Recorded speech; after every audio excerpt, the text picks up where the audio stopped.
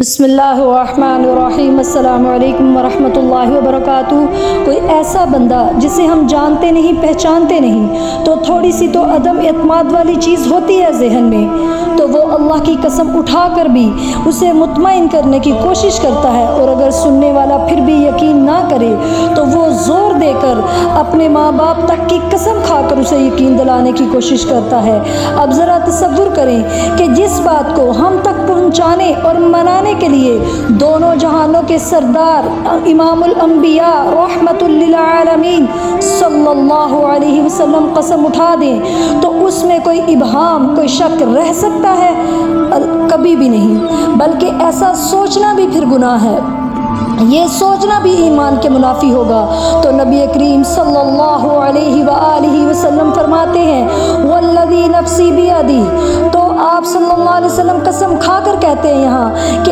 کہ اللہ کی قسم جس کے ہاتھ میں میری جان ہے۔ جب آپ صلی اللہ علیہ وسلم نے ایک صحابی کو سنا کہ وہ دعا کر رہا ہے اور انہوں نے دعا کرنے سے پہلے کچھ کلمات پڑھے ہیں، کچھ ایسے کلمات جو ڈائریکٹ اللہ تعالیٰ کے ساتھ تعلقات کو مضبوط ترین بنا دیتے ہیں، ایسے کلمات، ایسے الفاظ کہ جن کو ادا کرنے کے بعد بندہ زبان سے جو کہتا ہے اس کی وہ بات لازماً سنی جاتی ہے، اس کی دعا قبول ہوتی ہے، عرش والا اس کو قبولیت بخشتا ہے، اسے شرف دیتا ہے، اللہ عطا فرماتا ہے۔ تو آپ صلی اللہ علیہ وسلم نے فرمایا والذی بیدی نفسی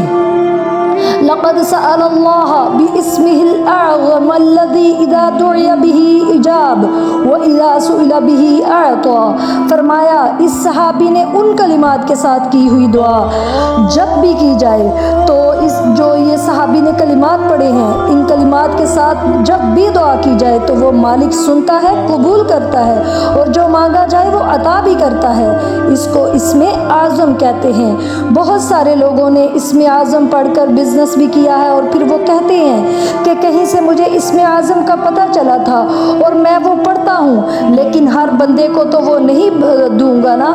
جو مطلب سخت ضرورت مند ہے، وہ آئے مجھے میری فیس پے کرے تو لے جائے۔ جیسے ہمارے بہت سے علماء ایسے ہیں کہ جو وہ وظائف وغیرہ بتاتے ہیں اور پراپر وہ بیٹھے ہوئے ہوتے ہیں اور فیسیں وغیرہ اچھی خاصی لے رہے ہوتے ہیں۔ تو الحمدللہ دیکھیں کہ کائنات کے سردار نے صلی اللہ علیہ وسلم نے فری دیا ہے تو ہمیں بھی دوسروں تک پہنچانا چاہیے۔ تو میں آپ کو بتاؤں گی وہ آج کا اسم اعظم، وہ ذکر، وہ وظیفہ جس کو پڑھ کر بندہ اللہ سے مانگے تو اللہ خالی ہاتھ ہرگز نہیں لوٹاتا۔ جب بھی دعا مانگنے بیٹھیں تو پہلے یہ اسم اعظم پڑھ لیں، یعنی جیسے آپ نے سورۃ الفاتحہ پڑھی پھر اس کے بعد فوراً یہ دعا پڑھیں، پھر بعد میں درود ابراہیم پڑھیں، کیونکہ درود ابراہیم اللہ کی صفات کے بعد، حمد و ثنا کے بعد اگر آپ درود ابراہیم نہیں پڑھتے اول آخر دعا میں تو دعا ویسے ہی درمیان میں لٹکی رہتی ہے۔ تو اس لیے پہلے سورۃ الفاتحہ پڑھیں پھر یہ دعا پڑھیں اللہم انی اسألک انی اشہدک انک انت اللہ لا الہ الا انت الاحد الصمد الذی لم یلد ولم یولد ولم یکن لہ کفوا احد۔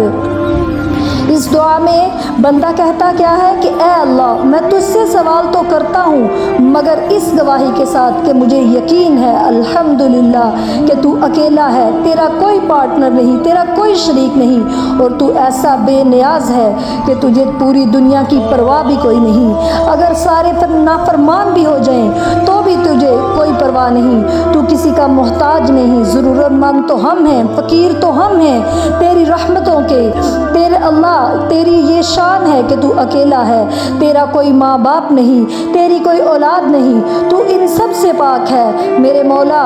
تجھے تو کسی کی حاجت ہی نہیں، ضرورت مند تو ہم ہیں تیری رحمتوں کے، تیرے فضل کے۔ تو اللہ اے اللہ میں تیری اس شان کے ساتھ، تیرے اس مقام کے ساتھ تجھ سے میں التجا کر رہی ہوں کہ اے اللہ مجھے یہ عطا فرما دے۔ ان چیزوں سے تیری پناہ میں آتی ہوں کیونکہ وَلَمْ يَكُنْ لَهُ كُفُوًا أَحَدٌ کہ تیرے جیسا کوئی نہیں بے شک۔ تو اللہ پھر اپنے بندے کی دعا رد نہیں کرتا، اسے ضرور بھی ضرور عطا فرماتا ہے۔ سبحان اللہ، کبھی مایوس نہ ہوں، پہلے اللہ سے تعلق جوڑیں پھر اسم اعظم کے ساتھ فرضوں کی نماز کے بعد تہجد کے بعد رات کو آنکھ کھلے، بارش ہو رہی ہو، سفر میں ہوں، تو ان کو سورہ فاتحہ کے بعد اسم اعظم پڑھے اور درود ابراہیم پڑھیں اور دعا مانگنی سٹارٹ کر دیں، اور اینڈ پہ پھر درود ابراہیم پڑھیں جب اختتام کریں دعا کا۔ تو اللہ تعالی ہم سب کی وہ کیا کہتے ہیں ساری کی ساری جو ہے جائز حاجات کو پورا فرمائے۔ اللہ تعالیٰ فلسطین کو آزادی عطا فرمائے، اللہ کشمیر کو بھی آزادی عطا فرمائے، اللہ کافروں کو نیست و نابود